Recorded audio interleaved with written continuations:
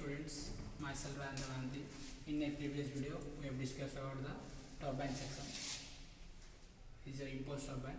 So turbines, what is turbine and turbines types, and according to the inlet of the turbine, the classification. So in a previous video, we already discussed this in the impulse turbine section. Now we will discuss the reaction turbine section. Under reaction turbine, you have considered example of Francis turbine here. This is a test rig of Francis turbine, which will be find the demonstration here. In a Francis turbine, the experimentally you have to find the aim, the performance of the Francis turbine, and the efficiency of the turbine. You have to find here. So from this, going through the Francis turbine, the under Francis turbine, there are a flow will be type of flow. This divided into two types in a radial flow type in the under a turbine section classification. So in a reaction turbine, there is a radial flow type is there, axial flow type is there. So under radial flow type, there are two types. One is a inward radial flow type, and another one is a outward radial flow type. So what is inward radial flow type? What is outward radial flow type? So inward radial flow type means what? The water flow from the inward to the tank through draft tube, that is the inward. Outward means what? The water flow from the outward to the draft tube through the tank. How? For inward radial flow type, through the guide mechanism, through the runner, the water goes to the draft tube. In outward radial flow type, from the runner to the guide mechanism, then after it will go to the draft tube, that is outward flow type. Here is considered this is the inward radial flow type turbine. Here this is a Francis turbine model. There is a specification is there. So from this view, how the inward radial flow, we have to consider this chart here. This is a radial flow type turbine section, where we will find the radial flow. So this is a shape is like a spiral shape. This is a spiral shape.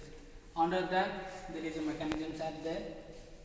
What type of mechanism there? One is a guide mechanism and one is a runner, and there is a some shaft which will be rotated. So guide mechanism and the runner. When the water flow through the guide mechanism, then after the runner. Means what? When the water flows from this, there is a pressure energy is there which will interact with the guide mechanism. After interact, some kinetic energy velocity should be increases, that is converted to kinetic energy. From the runner, it will rotate and the through shaft. Then after it go through the draft tube. Means that is an inward flow type. This is a construction view of a turbine, radial flow turbine. So here is a radial flow type turbine, and this is a casing. Under this casing, there is a draft tube is there, where is connected with this draft tube. This is a draft tube section, and there is a tail race. Means what? Water will be go through the tail race after draft tube. There is a guide vent and wing gates are there. There is a links are there here. Number of link is given there. The number one is a shaft. The shaft is given here. This is a section of shaft. So here is a shaft is there, which will be rotated through the turbine section, which will generate power. So here is a radial type, radial shape is there. From this radial shape, the radial flow will be occur. That is inward or outward according to the draft tube of flow of water from the inner to outer, outer to inner. So from this figure, you have to find the Francis turbine or radial turbine. So this is your Francis turbine. This is your radial flow type turbine. Clear? So under this radial flow type turbine, this is a specification of Francis turbine. Here is given the specification. In this specification, there is given the pump is a centrifugal pump is used here, and the power supplied is a three-phase connection is there, and the speed is 2880 rpm, and the two spring balancer uses here. The runner diameter is 0.226, and we are using flow measurement through the orifice meter here. So this is your test rig. From onwards, we have to find first of all how do we supply. So this is a three-phase connection motor. This is a three-phase connection motor, which will be connected to the centrifugal pump. So from this three-phase connection motor, the power will be supplied to the pump, and the pump will be give the water outer side for a high level or pressure. High pressure it will be go through the pipe. This is your pipe section. This is your pipe, which is also considered as a penstock here. So from this pipe, the water will be go from this pipe to the turbine section. So from this pipe there is a flange is there for a inlet of the pump and the outlet of the inlet of the pump and the inlet of the turbine section. So there is a flange is there which will be connected to the both the pipe. So from this pipe there are some losses are occur and water go through the pipe, some losses is occur due to the friction. So you is considering the two pressure goes here which will give you pressure from inlet of the centrifugal pump, pressure is there, outer flange there is given the pressure is there which will give you the pressure drop here. So this is your pressure drop section will be given from this. Then after will water go through the orifice meter. This is your orifice flow measuring meter which is 80 mm dia. So here is a flow measuring instrument is there, flow measuring drive is there which will be used to flow water pressure. How much of water will flow through this driver? If you drive this, according to this the water will be go through this. So for how much amount of water and go through the pressure, you have to also find from this pressure gauge instrument. You have to find the total pressure, how much of water will go through the turbine section.